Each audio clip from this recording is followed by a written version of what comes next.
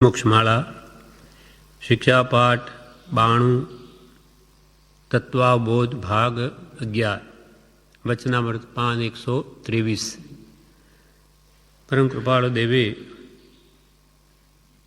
ઉત્પાદ વ્યય અને ધ્રુવનું સ્વરૂપ જે ચર્ચા હરમન જેકોબી સાથે થઈ એ વાર્તા હવે પૂર્ણ થઈ. હવે અહીંયાથી નવતત્વ સંબંધીનું જ્ઞાન આપે છે, સમજણ આપે છે, જે સર્વેને જાણવા અત્યંત જરૂરી છે. તત્વાબોધ ભાગ 11 એમાં કૃપાલદેવ કહે એમ જ નવતત્વ સંબંધી છે. જેમ ઉત્પાદ વ્યય ધ્રુવ સત દ્રવ્યનું લક્ષણ તે ઉત્પાદ વ્યયને ધ્રુવ છે.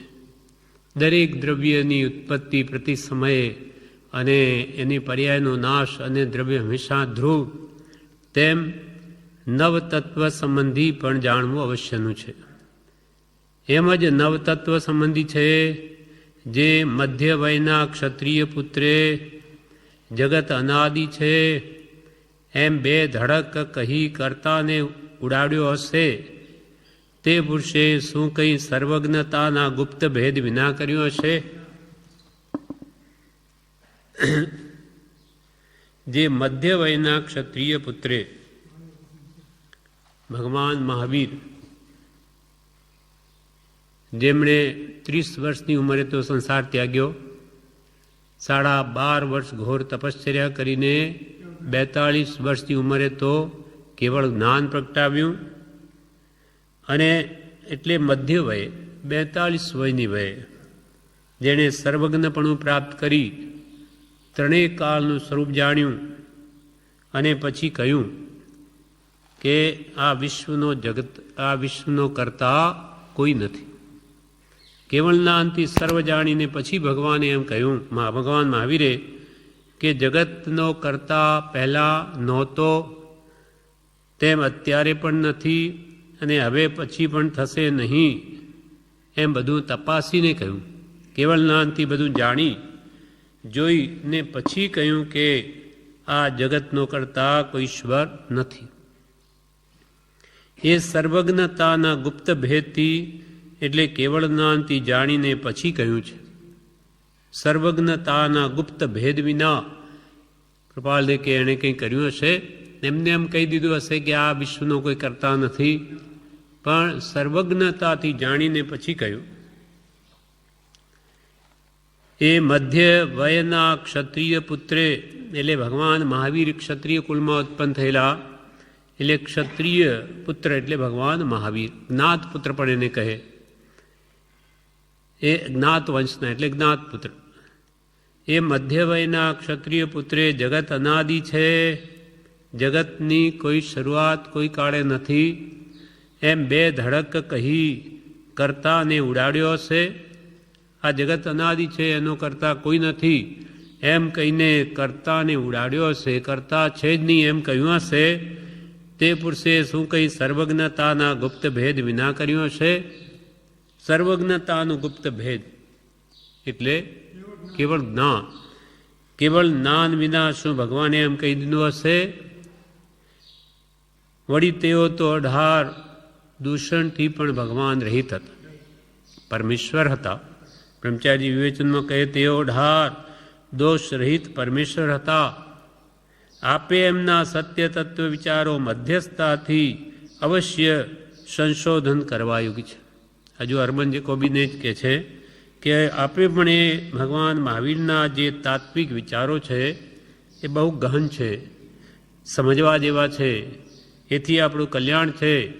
એ પરમેશ્વર હતા, 18 દોષથી રહિત હતા, માટે એમના સત્ય તત્વ વિચારો મધ્યસ્થતાથી કોઈ આગ્રહ વિના, મારે સત જાણવું છે, મારું તે સાચું નહીં પણ સાચું તે જ મારું, એવી મધ્યસ્થતા રાખી અને ભગવાન મહાવીરના તત્વોને વિચારવા.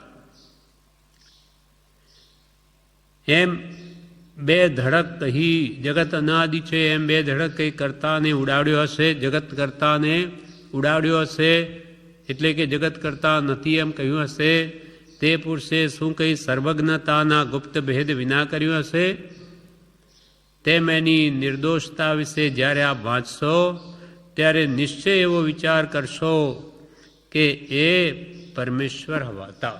એના જે નિર્દોષતા, એના અઢાર દોષ રહિત પણ જે એના ગુણોને વિચારશો તે વખતે તમને પોતાને એવો હૃદયમાં નિશ્ચય થશે કે ભગવાન મહાવીર ગુપ્ત ભેદને પામેલા પુરુષ હતા તેમજ પરમાત્મા હતા, પરમેશ્વર હતા, એમ તમને જ નિશ્ચય થશે.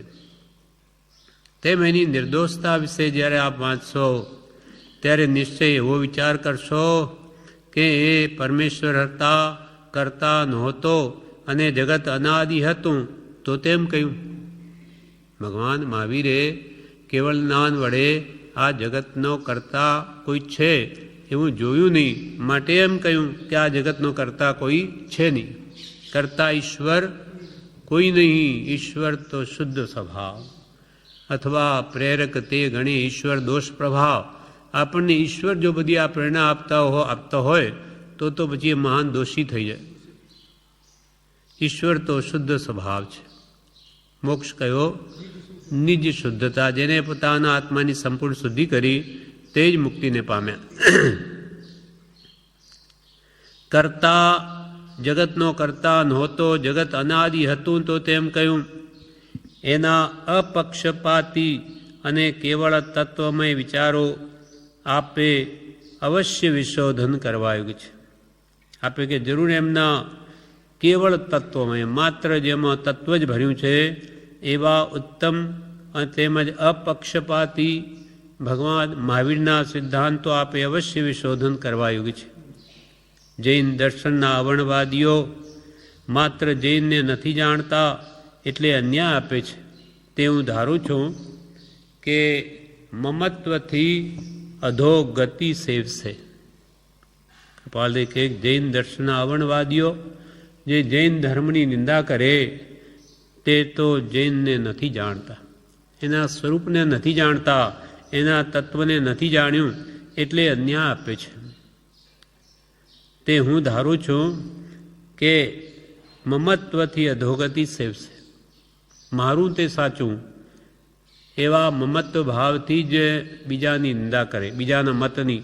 માટે કૃપાલ કે હું ધારું છું કે એવું જે પોતાના મતનું અહમપણું અને જૈન ધર્મને નાસ્તિક કહેવો એ જીવો અધોગતિને પામશે એમ હું ધારું છું. હું માનું છું કે એનું ફળ તો આ આવે કે જે માર્ગ સંપૂર્ણ સત્ય છે, જે મુક્તિ આપી શકે એવો સાચો માર્ગ, એને દૂષણ આપવું, એને ખોટો કહેવો અને મિથ્યા માર્ગને સત્ય કહેવો એ મિથ્યા મતનો આગ્રહ છે અને એના ફળમાં એ અધોગતિ પામે, કેમ કે એ મોટામાં મોટું પાપ છે,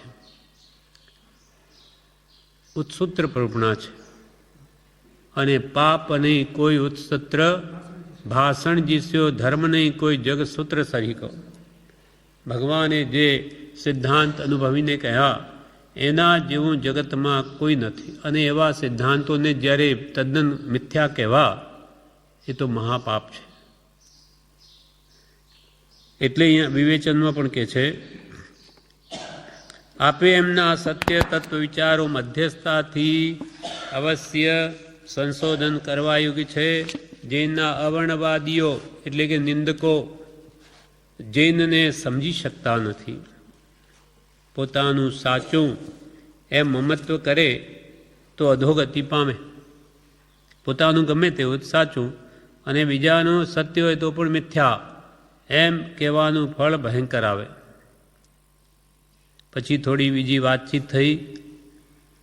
પ્રસંગોપાત એ તત્વ વિચારવાનું વચન લઈને સહર્ષ હું ત્યાંથી ઉઠ્યો હતો. પછી કે મેં એમની સાથે આટલી વાતચીત કરી અને આ મેળાપનો વખત પૂરો થતાં કૃપાળદેવે કહ્યું કે આ પ્રસંગ મેળવી, અવસર મેળવી અને એ સત્ય તત્વોનો જરૂર વિચાર કરજો, ખૂબ ઊંડાણથી વિચારજો કે ભગવાનના સિદ્ધાંતો કેવા સત્યતાથી ભરેલા છે. એમ એ તત્વ વિચારવાનું વચન લઈને કૃપાલ કે સહર્ષ ત્યાંથી જવા ઊભો થયો અને વિદ્વાને પણ હા કહી. એમનું આવી રીતે વચન લઈને પછી કે હું ઉઠ્યો કે તમે વિચારશો જરૂર? તો કે જરૂર, હું આ વિચારીશ આ તત્વોને. ત્યાર પછી કૃપાલ કે હું સહર્ષ ત્યાંથી જવા ઊભો થયો. તત્વાબોધના સંબંધમાં આ કથન કહેવાયું. અનંત ભેદથી ભરેલા એ તત્વ વિચારો જેટલા કાળ ભેદથી જેટલા જ્ઞેય જણાય તેટલા જ્ઞેય કરવા, ગ્રાહ્ય રૂપ થાય તેટલા ગ્રહવા અને ત્યાગરૂપ દેખાય તેટલા ત્યાગવા. કૃપાલ કે અનંત ભાવ અને ભેદથી ભરેલી ભલી ભગવાનની વાણી કેવી છે? જેમાં અનંત ભાવ અને અનંત ભેદ રહેલા છે. એક એક શબ્દમાં અનંત આગમ રહ્યા છે. એ વાત કેમ હશે? કૃપાલ કે એક એક શબ્દમાં અનંત આગમ રહ્યા. કેમ કે આની વાણી નય નિક્ષેપ પ્રમાણથી છે, એટલે મુખ્ય 7 નય છે, પછી એના 700 ભેદ છે, અને આમ તો અનંત ભેદ છે. અનંત અનંત ભાવ અને ભેદથી ભરેલી ભલી ભલી બધાનું કલ્યાણ કરે એવી. અનંત અનંત ભાવ ભેદથી ભરેલી ભલી અનંત અનંત નય નિક્ષેપે વ્યાખ્યાની છે. અનંત અનંત નય 7 નય, પછી 700 નય, પછી જેટલી વાણી એટલા નયના પ્રકાર. અનંત નય અને નિક્ષેપથી ભરેલી નય અનંત અનંત નય નિક્ષેપે પ્રમાણી છે, પ્રમાણભૂત છે. આમ નહીં કે ઈશ્વરની લીલા અને આપણે ન કરી શકીએ, એ તો ઈશ્વર જ જાણે. ઈશ્વરની માયા આપણને ખબર ન પડે માટે આપણે માની લેવું, એમ નથી. જૈન દર્શન એમ નથી કહેતું.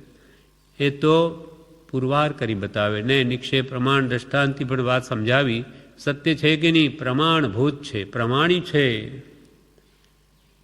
સકલ જગત હિતકારિણી હારિણી મોહ તારિણી ભવાબ્દી મોક્ષચારિણી પ્રમાણી છે. સકળ જગત હિતકારિણી, સકલ વિશ્વનું કલ્યાણ કરી શકે. પછી ભલે તે તિર્યંચ હોય, નારકી હોય, એને પણ ભગવાનના સિદ્ધાંતો જો સ્મૃતિમાં આવી જાય, નરકમાં પણ સમ્યક દર્શન પામ્યા છે, તિર્યંચો પણ પામ્યા છે. સકળ જગત હિતકારિણી દેવો પણ પામે છે, મનુષ્યો પણ પામે. સકલ જગત હિતકારિણી હારિણી મોહ, મહામોહ તે દર્શન મોહ છે, એને પણ હરનાર ભગવાનની જ વાણી છે. ભગવાનના ઉપદેશથી જ આપણો અનાદિનું મિથ્યાત્વ અથવા દર્શન મોહ વિપરીત માન્યતા કહો એ બધી ટળે છે. તો એનું પણ કારણ ભગવાનની જ વાણી છે, જીનેશ્વરની વાણી. સકળ જગત હિતકારિણી હારિણી મોહ, અને મોહ જેનો ગયો, દર્શન મોહ ગયો તો સમ્યક દર્શન થયું, અને ચારિત્ર મોહ ગયો તો કેવળ જ્ઞાન થયું. તો કેવળ જ્ઞાનનું પણ કારણ ભગવાનની વાણી. સકળ જગત હિતકારિણી હારિણી મોહ તારિણી ભવાબ્દી. ભવ એટલે સંસાર, અબ્દી એટલે સમુદ્ર. સંસારરૂપી સમુદ્રથી તારનારી. આપણે અનાદિકાલથી આ સંસારમાં જ ડૂબકા ખાઈ રહ્યા છે, એટલે એમાંથી આપણને પાર ઉતારે સંસાર, 4 ગતિરૂપ સંસારના દુઃખોથી. તારિણી ભવાબ્દી મોક્ષચારિણી, મોક્ષમાં ચર્યા કરાવે, મોક્ષ માર્ગમાં. મોક્ષચારિણી હારિણી મોહ તારિણી ભવાબ્દી મોક્ષચારિણી પ્રમાણી છે, પ્રમાણભૂત છે. ઉપમા આપ્યાની જેને તમારા ખબીતે વ્યર્થ આપવાથી નિજ મતિ મપાઈ મેં માની છે. ઉપમા આપવાની ભગવાનની વાણીને તું શું ઉપમા આપી શકે? એના આગળ તારો એકડોય મંડાયો નથી, અને તું ભગવાનના અનંત ભાવ અને ભેદથી ભરેલી વાણીને શું માપી શકે, શું ઉપમા આપી શકે? એને ઉપમા આપવા જેવી આ જગતમાં કોઈ વસ્તુ જ નથી. કોને ઉપમા આપે? તારી બુદ્ધિ જ ન પહોંચે ત્યાં સુધી. ઉપમા આપ્યાની જેને તમા એટલે ઈચ્છા રાખવી તે વ્યર્થ. અને કંઈ પણ ઉપમા તે જો આપી દીધી તો તારી બુદ્ધિનું માપ નીકળશે, એની વાણીનું નહીં. એની વાણી તો આનંદ ભાવ. તારી બુદ્ધિ કે ભાઈ અહીંયા સુધી તું સમજી શક્યો એટલે એટલી ઉપમા આપી, તારી બુદ્ધિ મપાશે પણ ભગવાનની વાણીનું માપ કદી ન નીકળે. ઉપમા આપ્યા નિજેને તમારા કવિતે વ્યર્થ, આપવાથી નિજ મતિ મપાઈ. મેં માની છે કૃપા, મેં તો એમ માન્યું તું જો ઉપમા ભગવાનની વાણીને આપીશ તો તારી બુદ્ધિનું માપ નીકળશે, ભગવાનની વાણીનું નહીં. અહો રાજ ચંદ્ર બાલ ખ્યાલ નથી પામતાએ, જીનેશ્વર તણી વાણી જાણી તેણે જાણી છે. અહો અહો, કૃપાલને આશ્ચર્ય થાય કે આ કઈ વાણી છે કે અનંત દુઃખથી છોડાવીને સર્વકાળને માટે જીવને અનંત સુખમાં મૂકી દે. આ કેવી ભગવાનની વાણી, 35 ગુણયુક્ત, કે જેની વાણી સર્વ જીવો જાનવરો પણ બધા પોતપોતાની ભાષામાં સમજી શકે. એ અહો આશ્ચર્યકારક. અહો રાજચંદ્ર બાલ, બાળ એટલે અજ્ઞાની જીવો ખ્યાલ નથી પામતા. તમને આ વાણીનો કંઈ ખ્યાલ નથી આવતો કે ભગવાને શું કહ્યું? અહો રાજચંદ્ર બાલ ખ્યાલ નથી પામતા એ, જીનેશ્વર તણી વાણી જાણી તેણે જાણી છે. ભગવાન જીનેશ્વરની વાણી તો જેણે જાણી તેને જ જાણી. ભગવાન મહાવીરનું હૃદય કોણ જાણે? તો કે કૃપાલદેવ જેવા જ્ઞાની પુરુષ જાણે.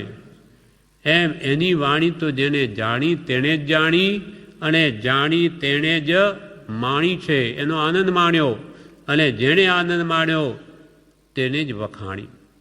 કહો ભગવાનની વાણી પરમ શાંતિ આપનાર, પરમ સુખ આપનાર, વિષય કસાયથી મલિન થતા ભાવો કે આત્મા તેને પરમ શાંત કરી દે એવી અદ્ભુત વાણી. માનસિક રોગની સર્વશ્રેષ્ઠ ઔષધિ, મનના બધા રોગોને નષ્ટ કરી દે એવી અદ્ભુત ભગવાનની પરમ વાણી છે.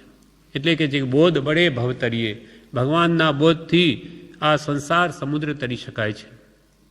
સમ્યક દર્શનનું મુખ્ય કારણ શું છે? સદગુરુનો બોધ. હણે બોધ વિતરાગતા અચૂક ઉપાયામ કર્મોની ભેદ બે દર્શન ચારિત્ર નામ. આ દર્શન મોને ચારિત્રમો, દર્શન માટે મિથ્યાત્વ, એને હણવાનો સર્વશ્રેષ્ઠ ઉપાય અચૂક ઉપાય બોધ. બોધ એટલે જ્ઞાની પુરુષનો ઉપદેશ. વાણી એ આપણી બધી મિથ્યા માન્યતાઓને તોડી નાખે અને બધું સમ્યક કરી દે. માટે હંમેશા સત્પુરુષના વચના અમૃતમાં જ રહેવું, એ અમૃત પીધે રાખવું, તો પછી આ સંસારનું ઝેર આપણને મારે નહીં. એટલે અહીંયા કહ્યું તત્વબોધ સંબંધમાં આ કથન કહેવાયું. અનંત ભેદથી ભરેલા એ તત્વ વિચારો જેટલા કાળ ભેદથી જેટલા જ્ઞેય જણાય તેટલા જ્ઞેય કરવા. એટલે એ નવતત્વ અનંત ભેદથી ભરેલા એ ભગવાનના અપક્ષપાતી અને તત્વમય વિચારો આ કાળની અપેક્ષાએ જેટલા મળી આવે તેટલા હે જ્ઞેય ઉપાદે રૂપે વિચારવા. કે ભાઈ આ ભગવાનની વાણી આપણે વાંચી તો આમાં ત્યાગવા યોગ્ય શું આવ્યું? ક્રોધની વાત આવી, માનની કે કશાયની કે રાગદ્વેષની, એ તો છોડવા યોગ્ય છે. અથવા ક્ષમા, આર્જવ, માર્જવ, સત્ય, સો, સંયમ, તપ, ત્યાગ, આકિંજન, બ્રહ્મચર્ય વગેરે ઉત્તમ ગુણો સંબંધી દયા, શાંતિ, સમતા, ક્ષમા, આવી કઈ વાતો આવી તો આ ગ્રહણ કરવા યોગ્ય છે, અમારે જીવનમાં ઉતારવા યોગ્ય છે. એમ જે જે ગ્રહણ કરવા યોગ્ય હોય તેને ગ્રહણ કરવું. કાળ ભેદથી, એટલે કાળ ભયંકર છે, એમાં ઉત્તમ શાસ્ત્રો મળવા જ દુર્લભ છે. પણ જેટલા આપણા પુણ્ય વડે મળી આવે તે એમાં એને પછી જ્ઞેય, હે અને ઉપાદેય રૂપે વિચારવા.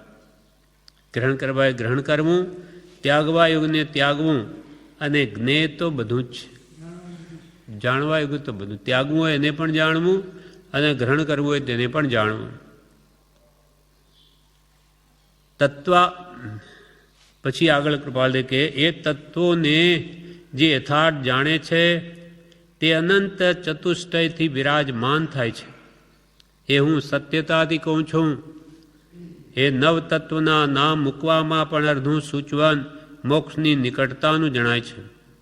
એ તત્વોને જે યથાર્થ જાણે છે, યથાર્થ જેમ છે તેમ ભગવાને જેમ કહ્યું તેમ જે જીવે તત્વના સ્વરૂપને જાણે તેને સમ્યક દર્શન થાય, સંકિત થાય.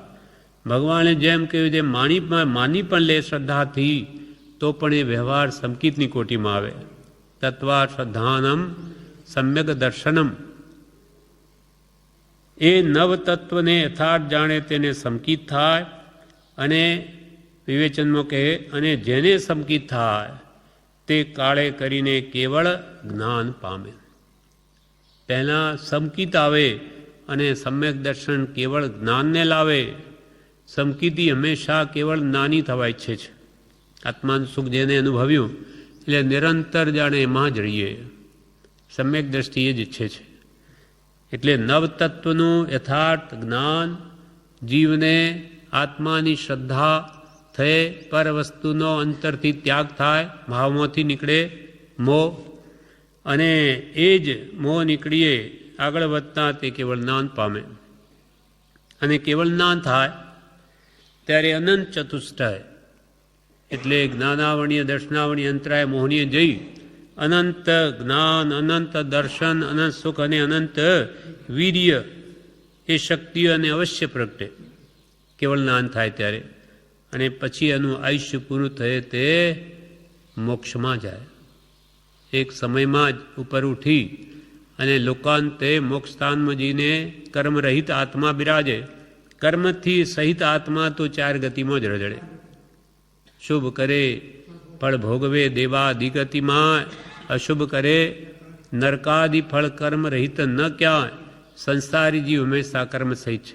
કર્મરહિત જેવો થયો કે એરંડીઓ જેમ ફૂટે તો ઉપર ઉઠે, કે અગ્નિની શિખા હંમેશા ઉપર જ જાય, અગ્નિની લો આડીવળી ન જાય, કેમ કે એનો સ્વભાવ છે. તેમ આત્માનો સ્વભાવ પણ ઉર્ધગામી, સર્વકર્મથી મુક્ત થયો કે ઉપર ઉઠે. એક સમયમાં તો ઠેઠ લોકાંતે સિદ્ધ શિલા પર જઈ બિરાજે. એમ કે છે એમ ભગવાનના કહેલા વચનોને યથાર્થ જે જાણે તે ભગવાન થાય છે.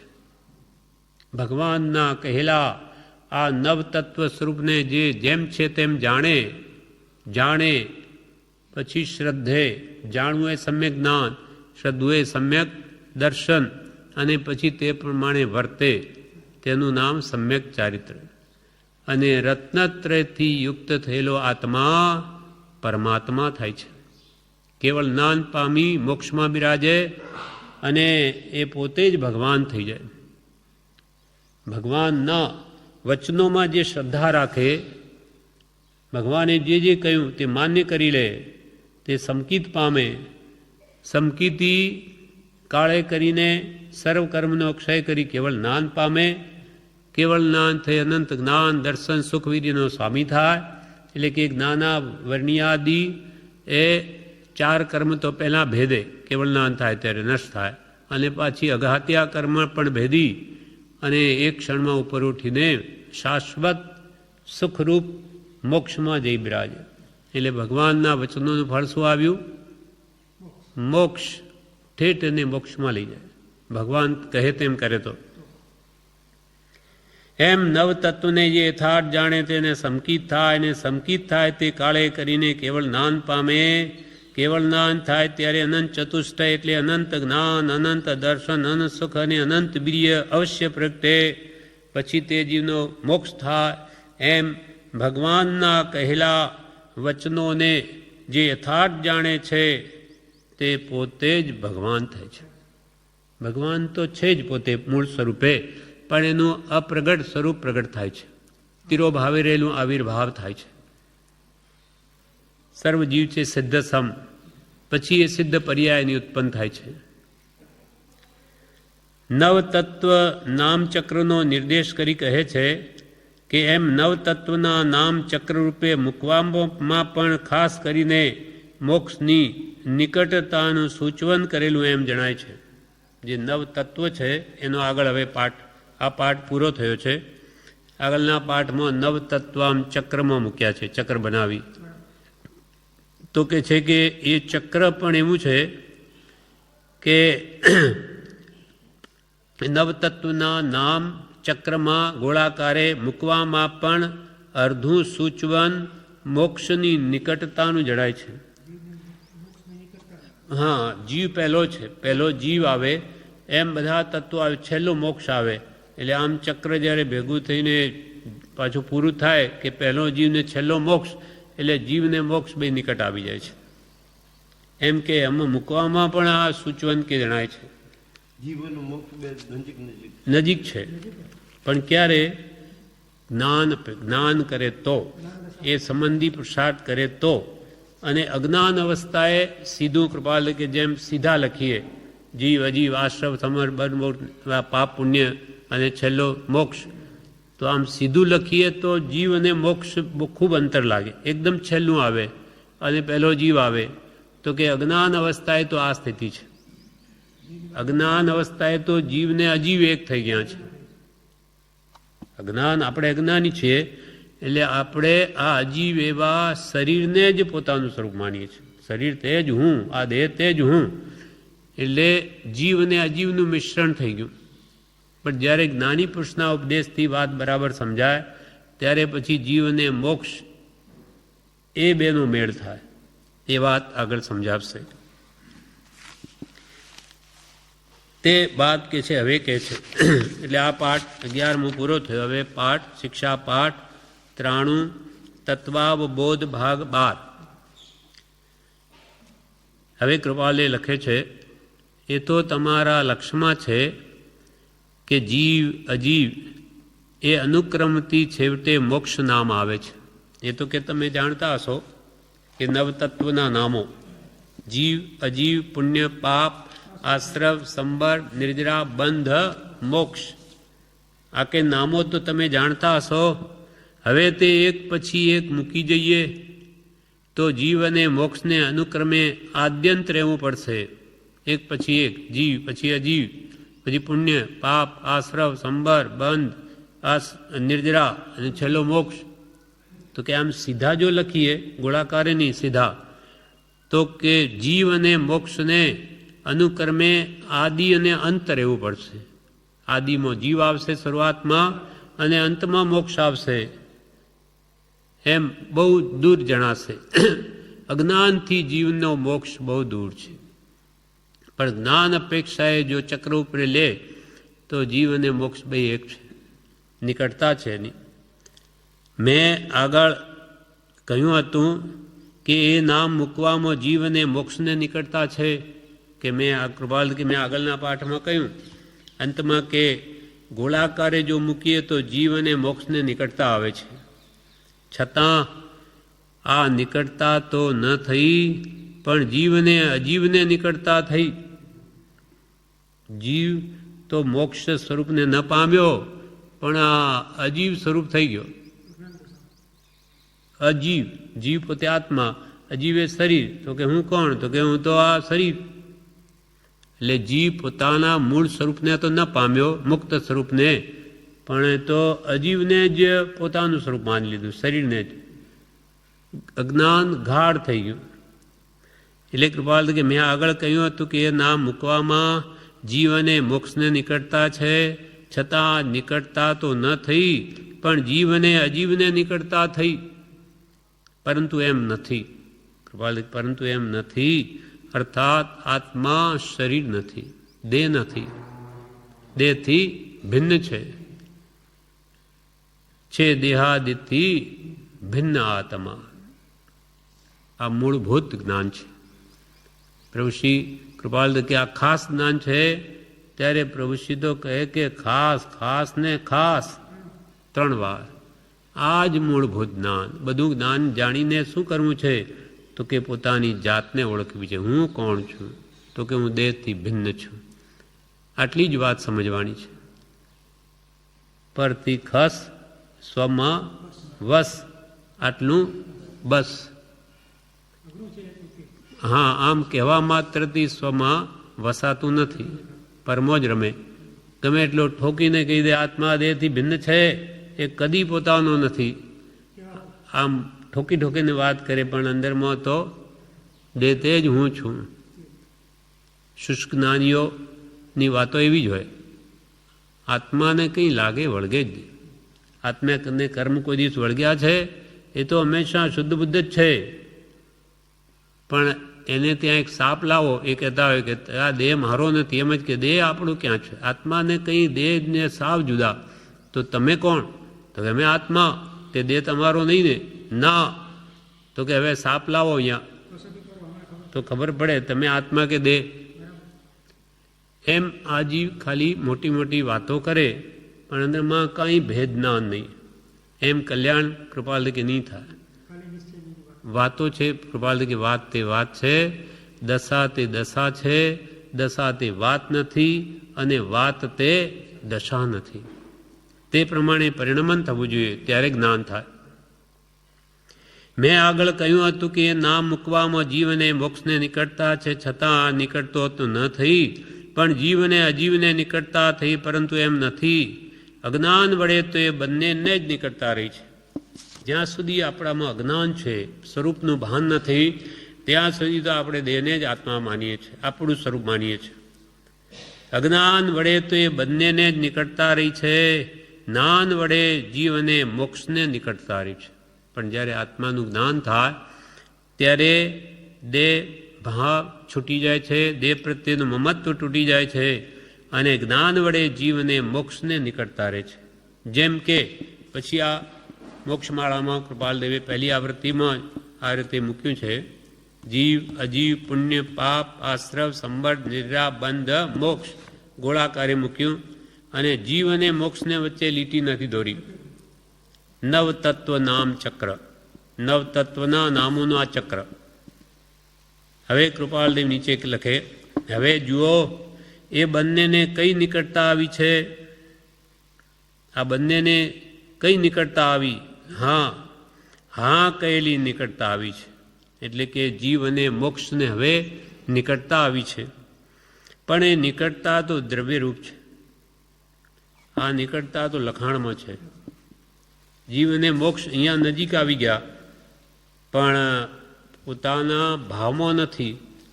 એટલે કૃપાલ કે પણ એ નિકટતા તો દ્રવ્યરૂપ છે. જ્યારે ભાવે નિકટતા આવે ત્યારે આત્માની સર્વસિદ્ધિ થાય. ભાવથી રાગદ્વેષ જે સંસારના મૂળભૂત કારણ છે એને છોડીને જીવ મોક્ષની નજીક આવે તો એ ખરેખર જીવ મોક્ષની નિકટ આવ્યો ગણાય. પણ એ નિકટતા તો દ્રવ્યરૂપ છે. જ્યારે ભાવે નિકટતા આવે ત્યારે સર્વસિદ્ધિ થાય. આત્માને પોતાની સ્વસિદ્ધિ થઈ. આત્માની સિદ્ધિ એટલે આત્મસિદ્ધિ જો થઈ તો તેમાં સર્વરિદ્ધિ, સર્વસિદ્ધિ, સર્વલબ્ધિ બધું સમાઈ જાય છે. આત્મા સિવાય રિદ્ધિ ક્યાં? આત્મા સિવાય સિદ્ધિ ક્યાં? આત્મા સિવાય લબ્ધિ ક્યાં છે? કંઈ જળમાં થોડી છે. એમ રિદ્ધિ સિદ્ધિ લબ્ધિ બધી જ આત્મામાં છે. અને જેને આત્માની પ્રાપ્તિ થઈ તેની સર્વસિદ્ધિ થઈ. જ્યારે ભાવે નિકટતા આવે ત્યારે સર્વસિદ્ધિ થાય. એ નિકટતાનું સાધન, એ નિકટતા મોક્ષની લાવી હોય તો શું કરવું તે હવે કૃપાલદેવ કહે. એ નિકટતાનું સાધન સત પરમાત્મ તત્વ, સદગુરુ તત્વ અને સદ્ધર્મ તત્વ છે. કેવળ એક જ રૂપ થવા જ્ઞાન, દર્શન અને ચારિત્ર છે. એટલે આપણા આત્માનો જો મોક્ષ કરવો હોય તો કૃપાલદેવ કહે કે આ ત્રણ સાધન છે. સત પરમાત્મ તત્વ, સાચા દેવ અને સદગુરુ તત્વ. આ ત્રણ તત્વ, ત્રણ રત્ન મુજબ આપો અવિચલ સ્નેહ. આપણે રોજે સવારમાં ચૈત્યવંદન બોલીએ છીએ. ત્રણ તત્વ, સતદેવ, સદગુરુ અને સદ્ધર્મ. એ ભગવાન એની મને ભાવ પ્રાપ્તિ હોજો. કેમ કે આ ત્રણેય તત્વ મોક્ષ પ્રાપ્તિના સાધન છે. સાચા દેવ અઢાર દૂષણ રહિત અને સાચા ગુરુ નિર્ગ્રંથ, સાચો ધર્મ અહિંસા પરમો ધર્મ, એ સાતા દેવ ગુરુ ધર્મની શ્રદ્ધામાં સમકિત છે. અર્થાત એમના પ્રત્યે આપણને શ્રદ્ધા આવે તો એ જે કહેમ આપણે કરીશું તો આપણે સતમાર્ગે આગળ વધીશું. એટલે આ તો થયા ત્રણ તત્વ મોક્ષના સાધનરૂપ. અને સાધ્ય શું છે? દેવગુરુ ધર્મની ભક્તિ, એમનો ઉપદેશ, સાંભળીને વિચારીને પ્રાપ્તિ શું કરવી છે? રત્નત્રયની. 3 તત્વ 3 રત્ન મુજ આપો અવિચળ સ્નેહ રાખીને એ ભગવાન આપ અમને આ 3 તત્વ આપો અને 3 રત્ન આપો. એટલે સાચા દેવગુરુ ધર્મની શ્રદ્ધા કરી એ સાધન આરાધી અને કેવળ એક જ રૂપ થવા, એટલે કે સહજાત્મ સ્વરૂપ થવા માટે, પોતાનું જે શુદ્ધ આત્મ સ્વરૂપ પામવા માટે જ્ઞાન દર્શન અને ચારિત્ર છે. આત્માનું જ જ્ઞાન, આત્માની શ્રદ્ધા અને આત્મામાં રમણતા કરવી છે એ સાધ્ય છે. સાધનથી સાધ્ય થાય, કારણથી કાર્ય સધાય. મારે શા માટે સાચા દેવગુરુ ધર્મ જે કહે તે પ્રમાણે વર્તવું તો એના સમ્યક જ્ઞાન દર્શનને ચારિત્ર સંપૂર્ણ પ્રગટ થાય. સંપૂર્ણ પ્રગટ થાય કેવળ જ્ઞાન થાય, યથાખ્યાત ચારિત્ર પ્રગટે. વિવેચનમાં કે છે, નવતત્વના નામ અનુક્રમે લખતા જીવતી મોક્ષ દૂર જણાય, અને ચક્ર રૂપે ગોળાકારે લખતા જીવતી મોક્ષ નિકટ જણાય.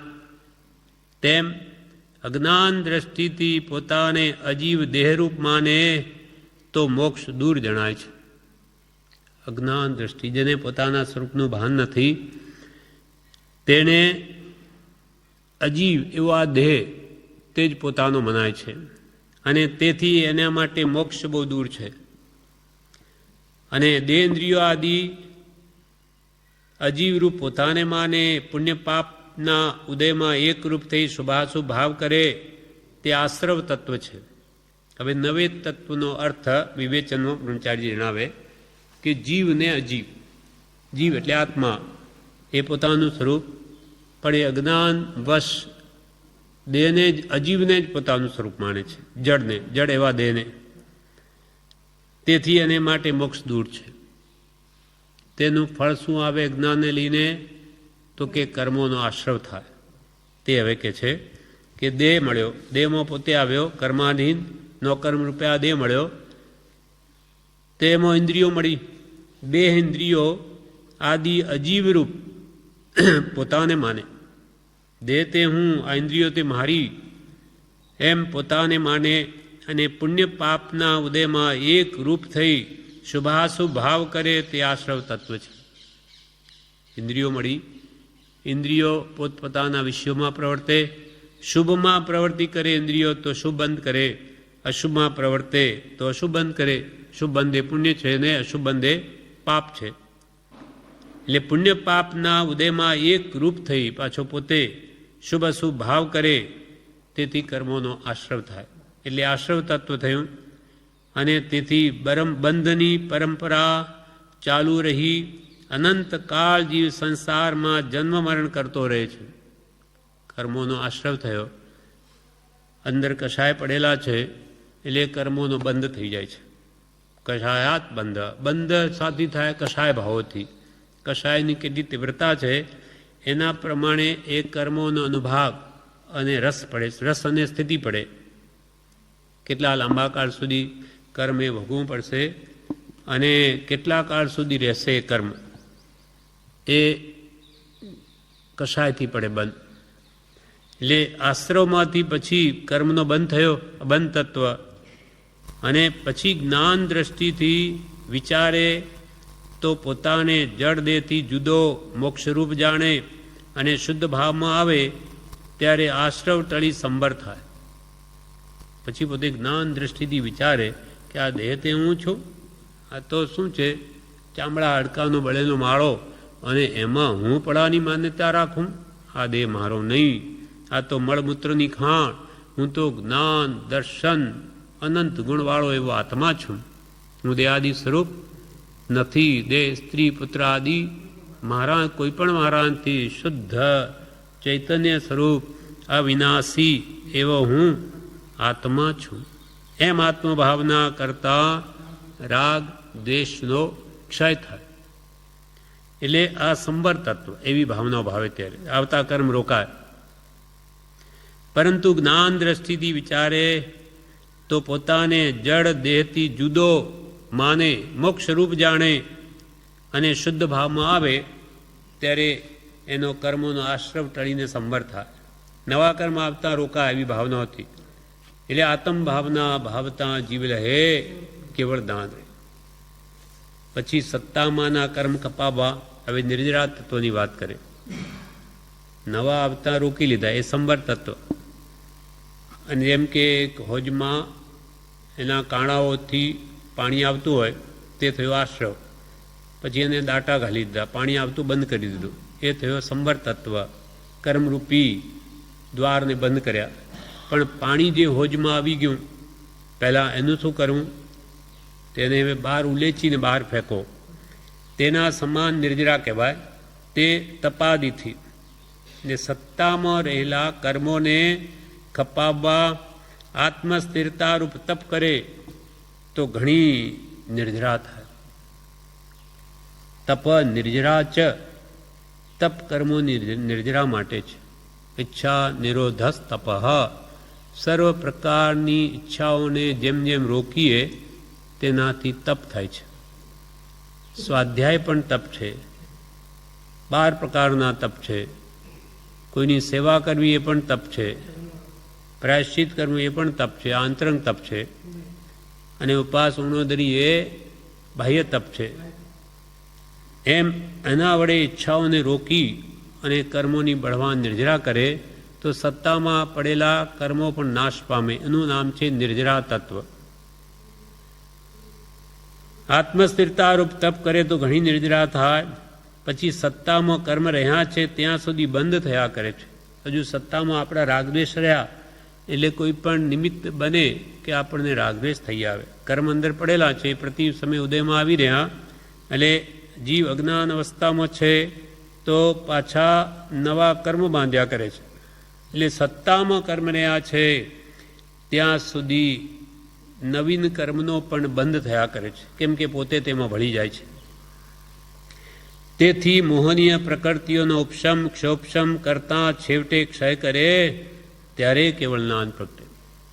મોહનીય કર્મ આત્મજ્ઞાન થયા સિવાય ના બને. ના, પણ આપણે આત્મજ્ઞાન પહેલાં પણ કરવું તો પડશે, કેમ કે આ કશાય ભાવો ઘટાડવા પડશે, આ દર્શન મોહને પણ મંદ ઉપશમ કરવો પડશે. એના વગર તો જ્ઞાન જ ન થાય.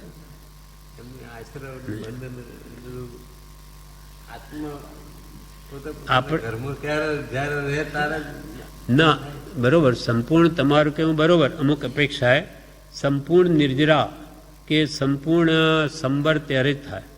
આપણે પુણ્યાનુબંધી પુણ્ય થાય. આપણે અહીંયા ભક્તિ કરીએ, નિર્જરા આપણી કેવી? અશુભ ભાવોની બળવાન નિર્જરા અને શુભ ભાવનો બંધ છે.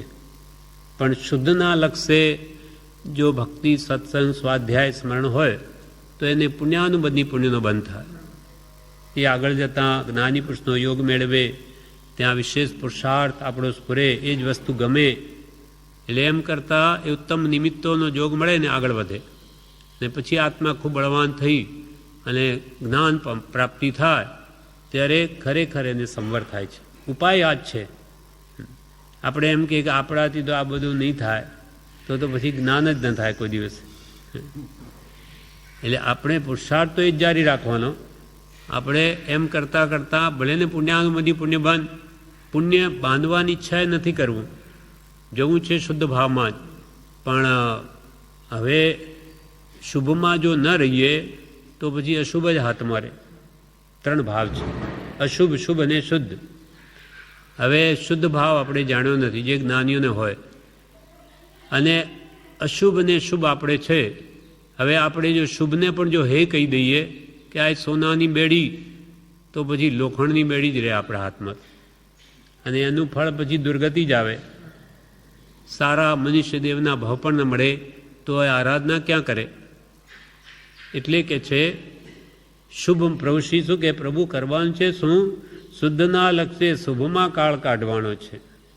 જવું છે શુદ્ધમાં, પણ આજે જઈ શકતો નથી.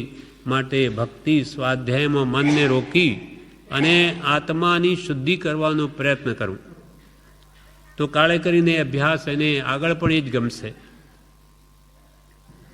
એટલે કે છે મોહની પ્રકૃતિઓને હવે ઉપસમાવું. કેમ કે 7 પ્રકૃતિઓ અનંતાનમદી ક્રોધમાન માયાલોભ અને દર્શન મોહનીની 3 મિથ્યાત્મની મિશ્રમોની સંકિત મોહની એનો ઉપસમ ક્ષોપસમ કે ક્ષય નહીં થાય ત્યાં સુધી તો સમ્યક દર્શન જ ન થાય. એટલે આપણે હવે શું કરવાનું? કશાયો ઘટાડવાનું. મુખ્ય કામ જ્ઞાનીઓ કે તારે આ કરવાનું. ક્રોધમાન માયાલોભને ઘટાડવાના, ઈચ્છાઓ ઘટાડવાની અને મિથ્યા માન્યતાઓ તોડવાની. હું આત્મા જ છું, સહજાત્મ સ્વરૂપ જ છું, આ બધું કર્મનું સ્વરૂપ છે, મારું નહીં. એવી જે આત્મભાવના આપણા માટે એ સમ્યક દર્શનનું કારણ થાય. પહેલાં આ વ્યવહાર સંકિત થયું. ભગવાન કે માને છપની શ્રદ્ધા એ કાળે કરીને આત્મજ્ઞાન પમાડે. અને આત્મજ્ઞાન થયે તો પછી ગાડી પાટા પર આવી ગઈ, પછી એની મેરે દોડે. પહેલાં જોર પડે, કેમ કે અનાદિની મિથ્યા માન્યતાઓ ઘણી ઘર કરેલી છે. એ સત્પુરુષના બોધે જો સમ્યક થઈ જાય તો બધું સવણું થઈ જાય. એટલે ઋષિકેન પ્રભુ નાચી કૂદીને એક શ્રદ્ધા કરી લો. એન કેન પ્રકારેણ આ 6 પદની શ્રદ્ધા કરી લો. કેમ કે એની શ્રદ્ધામાં સમ્યક દર્શન રહેલું છે. તેથી મોહનીય પ્રકૃતિનો ઉપશમ ક્ષોપશમ કરતાં છેવટે મોહનીય કર્મનો ક્ષય કરે ત્યારે કેવળ જ્ઞાન પ્રગટે. પછી એક શાતા વેદની કર્મંદા, એટલે 10મા ગુણસ્થાનના અંતે મોહનીય કર્મ સૂક્ષ્મ સાંપ્રાય નામનો લોભ નાશ પામે. એટલે મોક્ષીણ થતાં જો 11માને સ્પર્શે તો ત્યાં શાતા વેદનીનો જે એક બંધ હોય છે એ કરીને નીચે પડે, ઉપશમ શ્રેણી. અને જો ક્ષપક શ્રેણી માંડે તો 10મા સીધો 12મામાં જ આવે. અને 12માના અંતે કેવળ જ્ઞાન પ્રગટાવે અને 13મામાં જતો રહે, સહયોગી કેવડી. પછી એક સાતા વેદની બંધાય, તેનો 13મા ગુણસ્થાનને અંતે સંવાર અથવા બંધ વિચ્યુતિ થતાં જી મોક્ષ પામે. 13માના અંતે બધા કર્મોની પ્રકૃતિઓ નો બંધ થવાનો બંધ થઈ જાય. કેમ કે હવે 14મા ગુણસ્થાનમાં આવે ત્યાં તો પછી જે કંઈ શેષ પ્રકૃતિઓ રહી છે તે આ શરીરથી આ રૂપ 5 અક્ષર બોલીએ તેટલો સમય દેહથી નાળિયેરના ગોળાની જેમ જુદો રહી અને સર્વ પ્રકૃતિઓને કપાવી એક સમયમાં તો આત્મા ઉપર ઉઠે છે. એટલે અહીંયા કહે છે પણ તેનો 13મા ગુણસ્થાન કે ના અંતે સંબર અથવા બંધ વિચ્છિત્તિ થતાં જી મોક્ષ પામે. એમ જીવ અને મોક્ષની દ્રવ્ય નિકટતા ઉપરથી ભાવ નિકટતા કરે ત્યારે સર્વસિદ્ધિ થાય.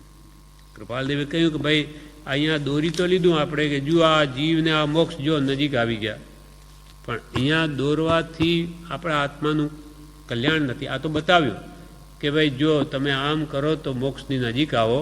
અહીંયા બ્રહ્મચારીજી આટલું સમજાવ્યું કે આમ એક પછી એક પુરુષાર્થ કરતાં સંકિત પામે, આશ્રવ અને બંધ કરીને સંવર કરે, કર્મો જે રહેલા છે એને નિર્જરાવે તો કેવળ જ્ઞાન પામે. અને કેવળ જ્ઞાન થયે પછી આત્મા મોક્ષની નિકટ આવ્યો ગણાય. આ ભાવ નિકટતા. એમ જીવ અને મોક્ષની દ્રવ્ય નિકટતા ઉપરથી ભાવ નિકટતા કરે ત્યારે સર્વસિદ્ધિ થાય. અજ્ઞાન દશામાં મોક્ષ દૂર છે, જ્ઞાન થયા પછી મોક્ષ નિકટ જણાય છે. જ્યાં સુધી આપણને અજ્ઞાન છે, મિથ્યાત્વ છે, દર્શનમાં બળવાન છે, ત્યાં સુધી તો મોક્ષ દૂર છે. પણ વિપરીત માન્યતાઓને બધી ભેદી નાખી અને આત્માને જ આત્મા માની, પરને પર માની, સહજાત્મ સ્વરૂપ મેં હું છું એમ આત્મભાવના ભાવીને પહેલાં શ્રદ્ધા રૂપે માન્ય કરે. મને ખબર નથી, મારા ગુરુએ જેવો આત્મા જોયો જાણ્યો તેવો આત્મા છું એમ આત્મભાવના કરીને કાળે કરીને જો જ્ઞાન પ્રગટાવે તો પછી મોક્ષ સાવ નિકટ છે. જ્ઞાન થયું કે મોક્ષ સાવ નિકટ, અજ્ઞાન છે ત્યાં સુધી મોક્ષ બહુ દૂર. જ્ઞાન દ્રષ્ટિથી વિચારે તો જીવ પોતાને દેહરૂપ નહીં પણ મોક્ષરૂપ માને. જ્ઞાન દ્રષ્ટિથી વિચારે, સમ્યક જ્ઞાન, સાચી સમજણ જ્ઞાની પુરુષે જે આપી તેના આધારે વિચારે. આપણને તો આ દેહ જ દેખાય, પણ એમાં કેવી રીતે આત્મ સ્વરૂપ છે, આત્માના લક્ષણો જ્ઞાન દર્શનમય, શરીરના લક્ષણો કે ગુણો તે રૂપ રસ ગંધ સ્પર્શ, આવું બધું ભેદ પાડે કે આ મારું, આ પરાયું. એમ જ્ઞાન દ્રષ્ટિથી વિચારે તો જીવ પોતાને દેહરૂપ નહીં પણ મોક્ષરૂપ માને, તેથી છૂટવા માંડે. તેમ થવા પ્રથમ સદગુરુ મળવા જોઈએ. સત્પુરુષ મળે ને તો એ આ દેહથી ભિન્ન એવા આત્માની ભાવના જણાવે. જેમ કે આજે જૈન સંપ્રદાયમાં ગુરુ તો ઘણા છે, સેંકડો ગુરુ છે, સેંકડો આચાર્ય છે, પણ આત્મભાવ દ્રઢ કરાવે એવા કેટલા આચાર્ય? તો કે જે ઘણા એમ કે છે કે આત્માની વાત તો અમને કંઈ જાણવામાં જ મળતી નથી, એ તો આત્મજ્ઞાની પાસે જ હોય. એટલે અહીંયા એમ કે છે કે આ જીવ પોતાને દેવરૂપ નહીં માને, દેહથી ભિન્ન આત્મા માને, એ ભાવ થવા માટે તો પ્રથમ સદગુરુ મળવા જોઈએ. જેને ભેદજ્ઞાન થયું એવા માર્ગને પામેલો જ માર્ગને પમાડશે. જેને ભેદજ્ઞાન થયું એ ભેદજ્ઞાનનો ઉપાય બતાવશે. એટલે પ્રથમ સદગુરુ મળવા જોઈએ. તેઓ સતદેવ અને સતધર્મને ઓળખાવે. સાચા આત્મજ્ઞાની ગુરુ હોય તો એ ભગવાન તીર્થંકરનું વાસ્તવિક સ્વરૂપ સમજાવે. જેમ કૃપાલદેવે આત્મસિદ્ધિમાં કહ્યું કે ભગવાનની મૂર્તિ કે એમના સમસરણાદિ રિદ્ધિ વર્ણન સમજે જીનનું રોકી રહે નિજ બુદ્ધિ. ભગવાન, અરે ભગવાન તો બાર અતિશય, એમને તો ચામર ધારી હોય ને એ તો સિંહાસન પર બેસે ને એની તો શું રિદ્ધિ ને સમસરણાદિ, આ કંઈ ભગવાનનું સ્વરૂપ છે? આ તો દેવકૃત ભક્તિ છે. દેવોને થયું કે મારા ભગવાનને શું કરું શું નહીં કરું, પણ અંતરંગ જે કેવળ જ્ઞાનમય જે એ સિદ્ધ પરમાત્મા અર્યંત પરમાત્માનું સ્વરૂપ છે એ સાચા ગુરુ જ જણાવી શકે. એ અંતરંગ આત્મલક્ષ કરાવે, બાહ્યની રિદ્ધિ પર નહીં. પણ સદગુરુ ન હોય તો બહારનું સ્વરૂપ બતાવે. ભગવાનને આંગી પહેરાવો, અજ્ઞાનવશ જ્યારે આંગી કરે સતામરમાં, તે અમુક વ્યક્તિઓ સમજતા ન એટલે શું કહે, એવું સાંભળ્યું છે કે જો આંગી જોઈને કે આહા શું આજે ભગવાનને આંગી બધી, આજ તો ભગવાન પણ હસે છે. હા, કે ભગવાને શું આન છે કે અમને કેવા કપડાં પહેરાવે. કેટલી અજ્ઞાનતા છે કે ભગવાન વિતરાગ છે, તમે આંગી પહેરાવો એથી રાજી થાય. દિવસે દિવસે એનું સ્વરૂપ ક્યાં સુધી ગયું કે હવે ભગવાનને પાઘડી પહેરાવે, માણસ પહેરે એવું, એમ શૃંગારનું સ્વરૂપ પકડ્યું છે. વચ્ચે શૃંગાર ધર્મ પ્રરૂપ્ય વલ્લભાચાર્ય એટલે લોકો તે તરફ ખેંચાવા લાગ્યા. એટલે આચાર્ય કહી ભાઈ પરધર્મો નહીં જાઓ, તમે ભગવાનને જ કરો એવું, બીજે નહીં. પણ આખું સ્વરૂપ શૃંગાર રૂપ પકડે છે જે હોય તે, પણ આપણે એમાંથી સ્વરૂપ જોવાનું કે ભગવાન તો શુદ્ધ આત્મ સ્વરૂપ છે. એ ગમે તેવી એમની અવસ્થા હોય પણ એ પણ હવે આજે કાળ એવો થઈ ગયો કે બધો મોટો ભાગ આમાં છે. એટલે એનો જો નિષેધ કરે તો ઊભા જ ન રહે જીવો.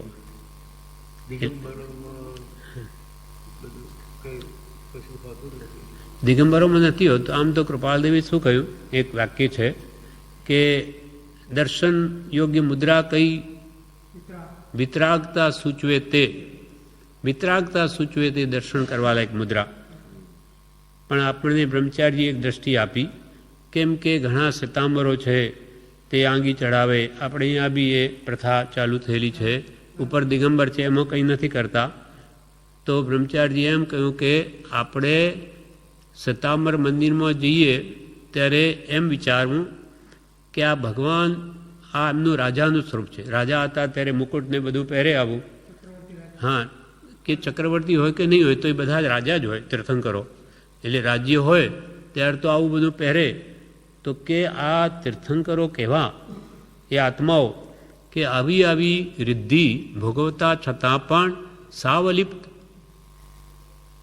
એટલે ભગવાન જ્યારે ઘરમાં હોય રાજ્ય અવસ્થામાં ત્યારે પણ 1000 વર્ષના આત્મજ્ઞાની સંયમી મુનિ, 1000 વર્ષના દીક્ષા પાળતા હોય, આત્મજ્ઞાની હોય, એમનો કેટલો ઉત્કૃષ્ટ વૈરાગ્ય હોય, તેથી પણ વધારે તો ભગવાન જ્યારે ઘરમાં હોય ત્યારે હોય છે. તો કે આ કેવા, આવા સંસારમાં રહીને સાવ અલિપ્ત, આવી રાજ્ય અવસ્થામાં પણ સાવ જુદા, એટલે એમ કે સ્વરૂપ તરફ લક્ષ કરો કે કેવો આત્મા બળવાન છે કે એને કાંઈ જ લાગતું વળગતું નથી. એમ જ્યારે આવું સ્વરૂપ છે, આવી સમય સ્થિતિ છે, તો બધામાં પરમાર્થ દ્રષ્ટિ કરવી.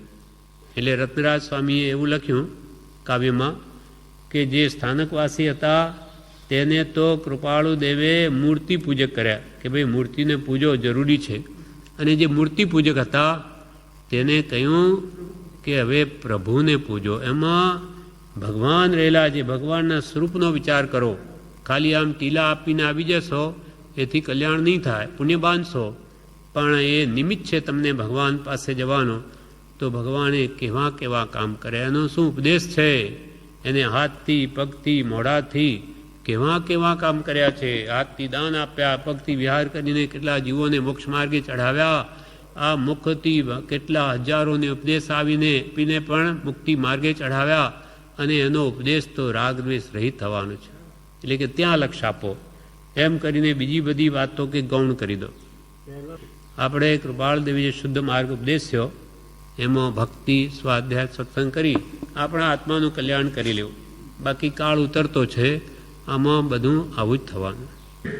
એટલે જ્ઞાન દ્રષ્ટિથી વિચારે આપણે તો દેહ આત્માની ભિન્ન ભાવના ભાવવી, એટલે અંતરંગ દ્રષ્ટિ કરવી, ભગવાનની મૂર્તિમાં શુદ્ધ આત્મા જોવો અને આપણું કામ કરી લેવું. તો જીવ પોતાને દેવરૂપ નહીં પણ મોક્ષરૂપ માને, તેથી છૂટવા માંડે. તેમ થવા પ્રથમ સદગુરુ મળવા જોઈએ. તેઓ સદદેવ અને સદધર્મને ઓળખાવે, એ 3 સાધનરૂપ છે. અને સાધ્ય સમ્યક જ્ઞાન, દર્શન અને ચારિત્ર છે. આ રત્નત્રયની આપણે પ્રાપ્તિ કરવી છે. કેવળ એક જ રૂપ સહજાત્મ સ્વરૂપ થવાને જ્ઞાન, દર્શન, ચારિત્ર છે. સહજ આત્મ સ્વરૂપ, પોતાના આત્માનું શુદ્ધ સ્વરૂપ પ્રગટ થાય, કર્મમલ રહિત, એના માટે એ બધી સાધના છે. સમ્યક દર્શન થતાં સમ્યક જ્ઞાન થાય ત્યારે મોક્ષ નિકટ ભાસે, અને સમ્યક ચારિત્રરૂપ શુદ્ધ ભાવમાં રહેવાય તો નવે તત્વને ભલે હે ગણી ત્યાગી દો. તમે તમારા શુદ્ધ ભાવમાં જો રમી શકતા હો તો નવે તત્વને છોડી દો, કંઈ કરવાની જરૂર નથી. પરંતુ જ્યાં સુધી શુભાશુભ ભાવ છે ત્યાં સુધી નવતત્વનો હે જ્ઞેય ઉપાધિ રૂપે વિચાર કરો. પણ તમારું હજુ એવું સ્વરૂપમાં રમણતા કરવારૂપ ચારિત્ર પ્રગટ્યું નથી, અર્થાત આત્મજ્ઞાન થયું નથી, ત્યાં સુધી તમને શુભ અશુભ ભાવો થયા કરે છે. તો ત્યાં સુધી તમે નવતત્વ જે છે એને હે જ્ઞેય રૂપે વિચારો કે આમાં કયા તત્વ મારે ગ્રહણ કરવા યોગ્ય છે. તો કે સંબર તત્વ, નિર્જરા તત્વ, જીવ તત્વ, મોક્ષ તત્વ મારે ગ્રહણ કરવા યોગ્ય છે. કયા હે તત્વ છે? તો કે આશ્રવ તત્વ, બંધ તત્વ, આ બધા ત્યાગવા યોગ્ય છે, અથવા આજે અજીવ તત્વ. એમ જ્યાં સુધી શુભાશુભ ભાવ છે ત્યાં સુધી નવતત્વનો હે જ્ઞેય ઉપાધિ રૂપે વિચાર કરો, એથી મોક્ષ થશે. એમ નવતત્વ વિશેની વાત પૂર્ણ કરી. હવે બાકીના 5 ભાગમાં સત્ય ધર્મ તત્વ વિશે કહે છે. આમ નવતત્વ આ કૃપાલદેવે સમજાવ્યા. હવે 5 જે ભાગ રહ્યા 17 ભાગમાંના 13 થી 17 સુધી, એમાં સત્ય ધર્મ વિશે જણાવે છે. એટલે કયો ધર્મ સાચો એ વિશે કૃપાલદેવ વાત કરશે કે ધર્મ તો જગતમાં ઘણા, એમાં સત્ય ધર્મ એ વિતરાગ દર્શન છે. ભગવાન મહાવીરનો ધર્મ પરમ સત્ય છે. એના વિશે ઠોકીને કહેશે કૃપાલદેવ. આમ દાંડી પર કે નગારા પર દાંડી ઠોકીને કહું છું કે એક વિતરાગ માર્ગ સત્ય છે. એ બધી વાતો આગળના આ 5 પાઠમાં કરશે, જે આપણે આવતીકાલ કહીશું.